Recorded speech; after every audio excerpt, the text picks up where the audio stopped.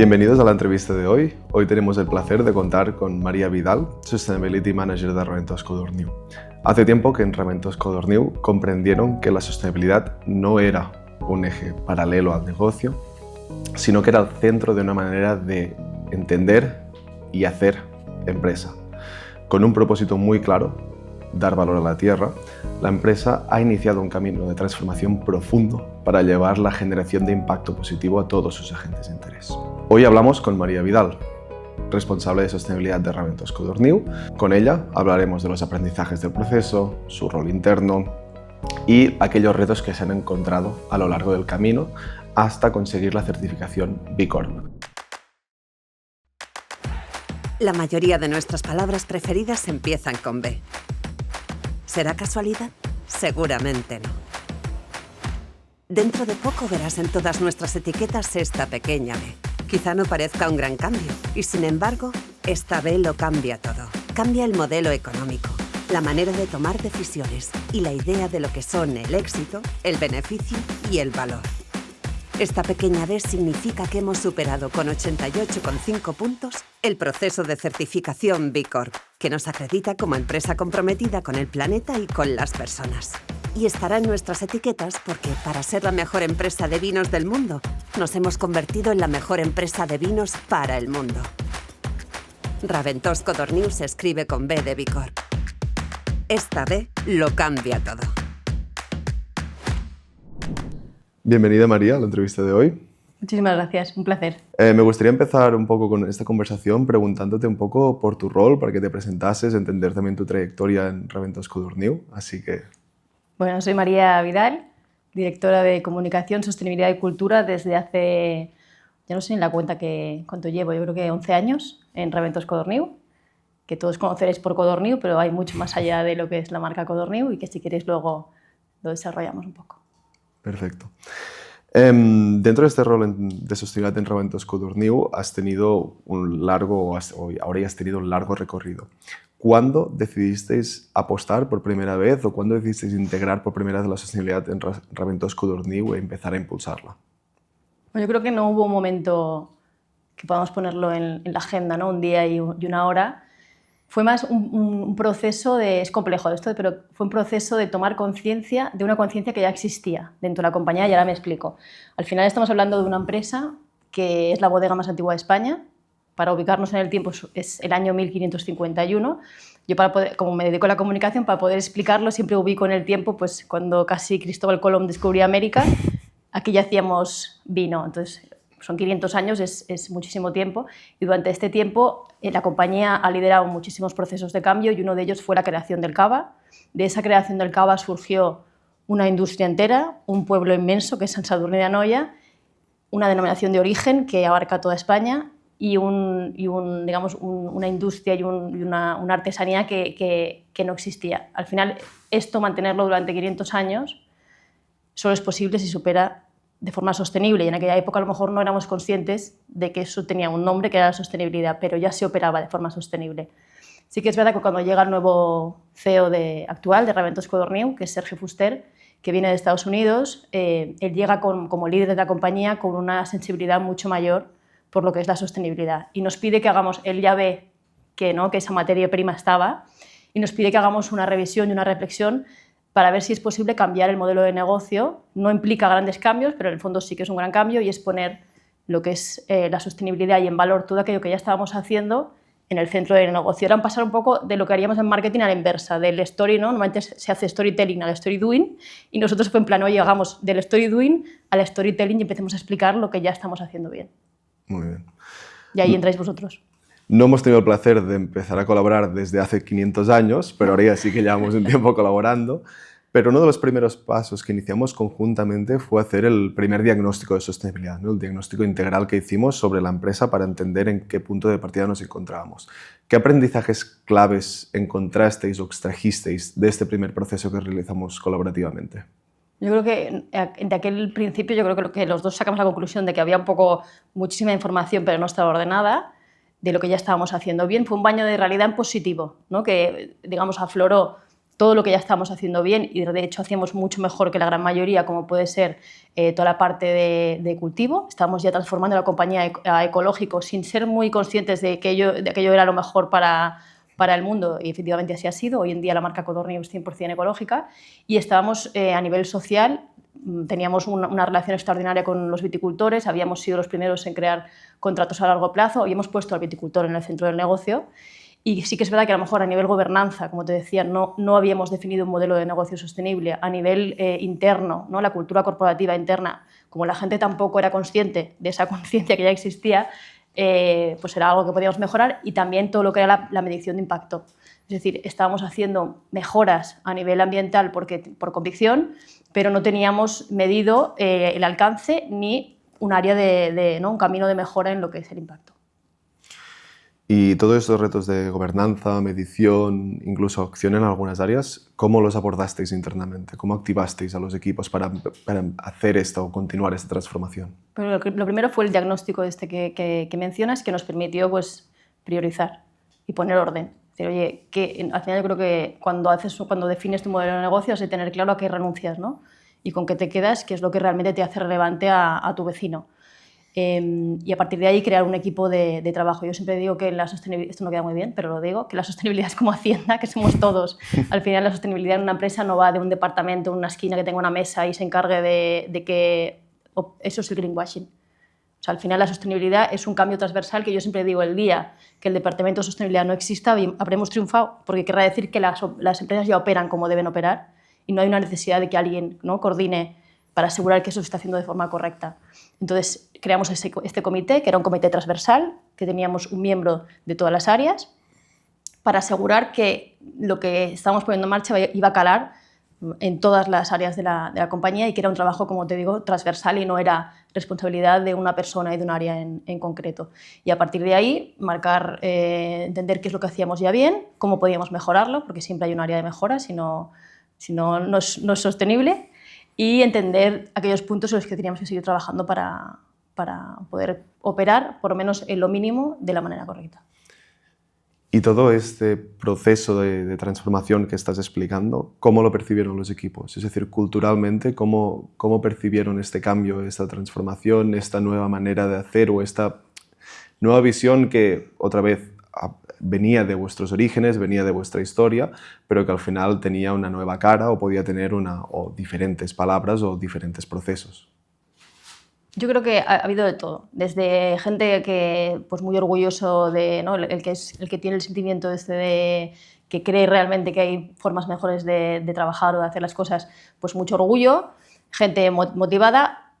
También había muchas reticencias, esto pasa en todos lados, pero sí que trabajándolo y siendo muy constante en el mensaje y en el por qué, sobre todo lo hacemos, que de ahí salió el propósito y el entender que esto no va simplemente de hacer vino y cava, sino que cualquier compañía, es que no es que seamos los mejores, es que el objetivo es inspirar a que todo el mundo aspire a no simplemente hacer un producto y ponerlo a la venta, sino a mejorar todo lo que está a su alrededor mientras lo está elaborando.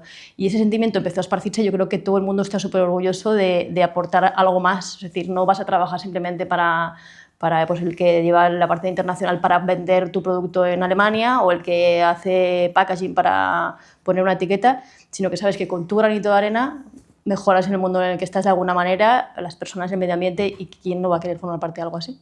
Totalmente. Al final es entender cómo desde cada posición podemos contribuir, ¿no?, a esta manera de transformar el modelo de negocio, de transformar las operaciones y de hacer nuestro trabajo de la mejor manera posible. Al final cualquier transformación es conjunta, no se hace solo. O sea, tú solo no consigues grandes cosas. Muy interesante. Pero hay un momento donde entra la certificación B Corp en el camino. La certificación B Corp ha sido un hito muy importante, pero a la vez también ha sido un reto significativo, porque al final, es decir, es un proceso más dentro de este camino de transformación que ha implicado a trabajar y conseguir la certificación B Corp tanto para Raventós Codorniu como para los equipos. Bien, yo creo que la certificación B Corp llegó en el momento justo. Llegó cuando teníamos claro el propósito, lo que queríamos hacer, que queríamos empezar esa transformación cultural. Llegó en el momento que teníamos clara la estrategia con nuestros 4 pilares y sirvió como palanca de activación, como camino de qué necesitábamos para ser nuestra mejor versión, qué implicación tenían cada uno de los equipos y como un reto que al final todos, si nos retamos, funcionamos mejor y fue un reto colectivo, que no hay nada mejor en una compañía que aspirar a que entre todos no consigamos algo. Y nosotros nos apalancamos un poco en el claim de que esta vez lo cambia todo, porque ponemos creativos, pero para también poder explicarlo internamente. Es decir, también decíamos, queremos cambiarlo todo para que nada cambie. Al final ya hacíamos las cosas bien, pero cambiarlo todo es simplemente reorganizar cómo estábamos haciéndolo para que tuviese un mayor sentido. Es cambiar el modelo de negocio, poniendo la sostenibilidad en el centro, y con eso cambia la forma en la que tomas decisiones, lo que entiendes como beneficio, valor, éxito, y eso es lo que nos ha convertido en una empresa con una conciencia mucho mayor de la que teníamos hasta ahora y mucho más ágil, porque en el momento que pones la sostenibilidad en el centro de la toma de decisión, nosotros siempre decimos que el propósito de nuestra compañía es dar valor a la tierra. Entonces, cualquier decisión que tomamos, si no responde a ese propósito afirmativamente, no se hace. Es mucho más fácil, hay menos discusiones, estamos todos más alineados. De repente es como que todo el mundo habla el mismo idioma dentro de la empresa. Y externamente también se derivan los distribuidores, proveedores, todos vamos como con el mismo idioma al punto de venta y al consumidor final. Al final, el claim esta vez lo cambia todo, que felicidades porque es un claim muy acertado. Ya no solo marca el camino que habéis hecho, sino el inicio de un camino que continúa. Es decir, que al final la certificación B Corp a veces puede ser percibida como un hito final, pero muchas veces no es así. Ni mucho menos. No. Desde el principio yo siempre digo, no paréis, porque ahora el momento que lo consigues es verdad que te relajas un poco y sientes que baja la presión, pero llevamos 500 años operando así. Al final esto es un largo plazo. No puedes creer que esto se acaba con una certificación, ni mucho menos. El camino de la sostenibilidad, como su nombre indica propiamente, ¿no? Es sostenido en el tiempo. Tú abordaste la sostenibilidad inicialmente desde un rol de la comunicación. A partir de aquí fuiste cogiendo un poco más esta responsabilidad y esta visión en sostenibilidad. ¿Qué retos planteó integrar estas dos áreas? Sí, yo creo que estamos en un momento histórico a nivel comunicación y me gusta formar parte de ese momento histórico. Digo a nivel no mi empresa, a nivel social, porque sí que es verdad que no existe siempre lo digo, no existe una carrera de sostenibilidad, no existe una formación, o por lo menos hasta hace 2 años que asumí yo este rol, yo busqué y no hay formación en sostenibilidad. Yo siempre, ¿cómo voy a liderar yo un área de la que no tengo ni idea? Porque yo no soy una experta en sostenibilidad. No era, porque a día de hoy, con todo lo que hemos hecho, creo que ya puedo ponerme por lo menos un poquito el creerme, ¿no? Ya no tengo el síndrome del impostor, durante una época lo tuve. Pero sí, al final también se fue un debate interno, es decir, a ver, creemos firmemente que hemos definido un propósito y una estrategia y que alguien tiene que haber un líder, que no quiere decir que este líder lo haga todo, sino que este líder, como un buen líder, inspire a que los demás hagan, que yo creo que esa es la definición de un líder. Un líder no controla, ni manda, ni ordena, sino que inspira a los demás y convence para que hagan, ¿no? un propósito común. Y en su día pensamos, lo ponemos el rol en recursos humanos, lo ponemos en medio ambiente, pero al final nos dimos cuenta que esas áreas eran ¿no? núcleo de la sostenibilidad, personas, planeta, pero eran técnicos en su área, y al final necesitábamos un área que por naturaleza fuera un área al servicio de los demás, que es la mía de toda la vida, comunicación es un área al servicio de los demás, y un área que entendiera que detrás del mensaje no puede haber nada, que un mensaje no puede estar vacío, o sea, que lo que tú comuniques tiene que ser datos y hechos, ¿no? Y a su vez, justo el año pasado también asumí cultura, que tampoco entendía, digo, no sé si realmente tiene sentido. A día de hoy creo que este trimonio que lideramos tiene todo el sentido del mundo. Al final es un área que es la gestión de lo intangible. Mi área, todas las demás se pueden ver en un balance, tienes números de personas, sueldos, tienes cifra económica, lo tienes todo en números, y mi área es el alma. Yo digo, yo soy la conciencia o el alma de la compañía. Que dime tú, no sé si es más importante cuánto pesas, cuánto mides o quién eres como persona, qué te define cuando te presentas. Dices, soy Neil, mido peso tanto, o dices, soy Neil y me gusta esto, lo otro. Totalmente. Creo que mi área es el alma de la empresa, y a quién no le va a gustar liderar esto. Totalmente, y sobre todo al final desde una perspectiva más operacional, que habéis montado un comité de sostenibilidad que sería la parte operativa, ¿no? Es decir, la parte que lleva a estos tangibles, que te ayuda a activarlo, que te ayuda a poder bajarlo, pero a la vez también, y como comentabas, que creo que es muy interesante, conectado con esta visión estratégica, con este propósito que un poco entiendo que ha sido tu rol de conectarlo muy bien con el propósito, trasladar dar valor a la tierra a todas las acciones que hacíais y alinearlo, que creo que ha sido un reto muy interesante. Pero hay un punto que has comentado que me gustaría volver a que es el tema del greenwashing. ¿Has tenido oportunidad o has tenido el reto de intentar evitarlo, de cómo lo has gestionado? Este tema de intentar no caer en el greenwashing, de intentar hacer comunicación basada en impactos reales, en datos, etcétera, etcétera. Bueno, yo creo que el propio proceso te protege de eso.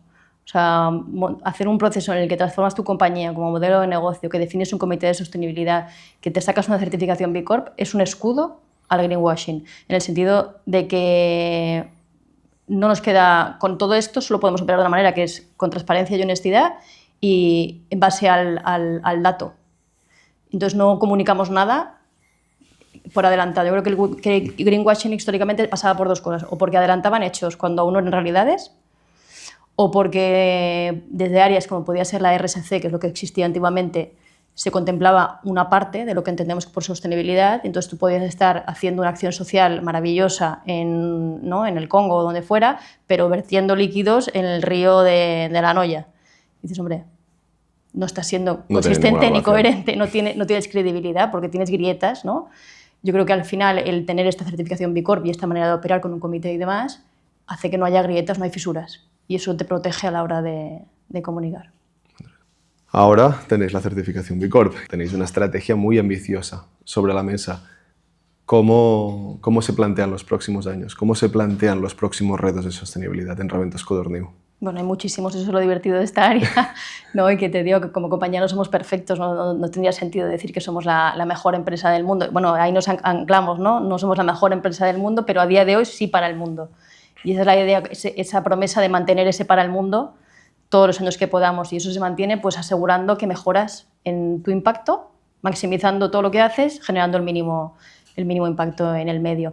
En áreas que tenemos muchísimos retos como compañía bodeguera, tenemos el cambio climático, obviamente, encima de la mesa, la sequía, todo lo que nos está afectando constantemente. Estamos trabajando en ver cómo podemos mejorar los cultivos en áreas de mayor altitud, pero no abandonando los que tenemos ahora mismo en zonas de más sequía. Seguir trabajando en la circularidad del packaging. En la industria del vino y del cava es más complicado porque hay menos rotación. Seguimos trabajando en eso, en la diversidad y la inclusión, que sigue siendo un pilar en nuestro sector y en todos, creo, en general. Seguir mejorando en esos parámetros. Y al final en el medio ambiente en general, al final vivimos de la uva y siempre digo, sin uva no hay vino y sin sostenibilidad no hay empresa, con lo cual es nuestra razón de ser. Muy interesante. ¿Veis que el sector también está yendo hacia aquí? En general, creo que sí que hay más conciencia a veces por la fuerza, por lo que está pasando a nivel climático. Yo creo que sí que el sector está concienciado, el consumidor no tanto, que será un siguiente paso, yo creo. El que te valoren, que sea un driver de compra, el que tú seas un producto ecológico o un producto con un sello B Corp. Creo que aún nos faltan unos años, pero bueno, ser de los primeros siempre será, quiero creer, un beneficio operativo. ¿Estáis planteando proyectos, iniciativas para poder abordar estos retos, para poder empezar a transformarlos?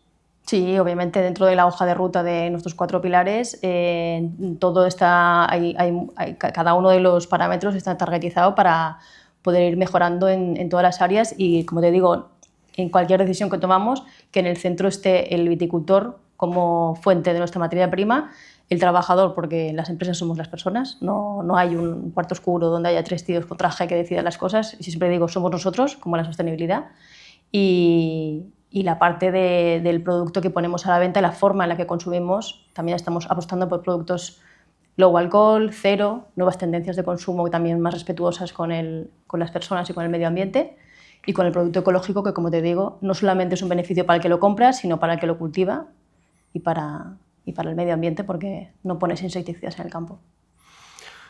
Creo que es muy interesante al final lo que comentas de esto es imposible, es de llevar desde una sola área todo lo que estás comentando, y esta es un poco la clave de Raventos Codorniu y la clave del trabajo de todo este tiempo, de conseguir que toda una organización avance en una misma línea y avance con un propósito claro, que al final sería imposible de explicar sin una descentralización clara de las funciones. Entonces, para terminar, ¿cómo ves el propósito siendo la guía para estos futuros años? ¿Crees que seguirá siendo el punto central? ¿Crees que qué áreas crees o cómo crees que se debe seguir difuminando y profundizando en los agentes de interés? Sí, al final creo que el propósito ahora está muy de moda, lo del propósito, y está bien, ¿eh? Yo creo que hoy se llama propósito, hace unos años era eslogan, pero al final es tu brújula, ¿no? Es tu razón de ser, te sirve para explicar el para qué detrás del qué. Yo siempre digo, nosotros hacemos vino y cava, pero el único objetivo no es que sí, obviamente cualquier negocio, por definición, es ganar dinero, ¿eh? Pero, y que a veces tengo que defender, digo, un momento, ser sostenible no implica perder dinero, ni mucho menos. Es decir, es que si no responde a las tres, la primera es profit, que es beneficio. Si la primera no te da, tampoco lo vamos a desarrollar. Pero sí que creo que el propósito, tenerlo desgranado en una estrategia con pilares, con targets, con acciones por departamento, te permite que la gente no se crea que simplemente es una frase para poner en la pared, que es lo que hace unos años a veces podía parecer, ¿no? Sí, muy bonita, un eslogan, muy bonito el eslogan, pero es que no lo entiendo. Claro, si el empleado mismo no entiende de qué va el eslogan, complicado que lo entienda el que va al supermercado a coger un vino, ¿no? Yo creo que con este propósito y este trabajo de desarrollar el propósito en base a una estrategia de compañía, que yo a veces ya empiezo a decir, no digáis estrategia de sostenibilidad, es la estrategia de la compañía. No podemos diferenciar una cosa de otra, igual que tampoco podemos hacer innovación sostenible. Yo digo, un momento, o sea, innovamos, no de forma sostenible. Sí, es que el éxito será cuando eliminemos la palabra sostenible, cuando ya no haga falta ni una carrera de sostenibilidad, porque en las escuelas de negocio la forma correcta de hacer negocios sea de forma sostenible. Entonces, creo que tenemos aún un largo recorrido, muchísimo, pero que maravilloso poder ser nosotros los que iniciemos en cada sector esto. Vale, y una última pregunta antes de cerrar. ¿Qué recomendarías a una persona que ahora tomara el reto de la sostenibilidad o que tuviera que escalar esa transformación dentro de su organización? Bueno, el primero, si es una persona, que se asegure, o un equipo. Que se asegure no ser una sola.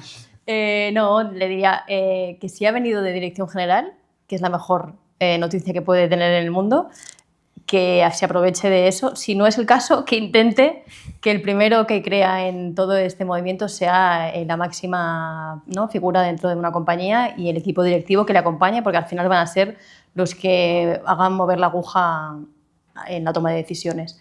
Que se rodee de un equipo, pero como decía, al final la sostenibilidad no puede depender de un área, es imposible llevarlo a cabo, sino que se asegure que tiene un comité con representación de gente que tenga sensibilidad dentro de cada departamento, que haya gente técnica que domine de medio ambiente, de personas, de procesos, de operaciones, de prevención de riesgos laborales, de todas las áreas que puedes tener dentro de una compañía al final.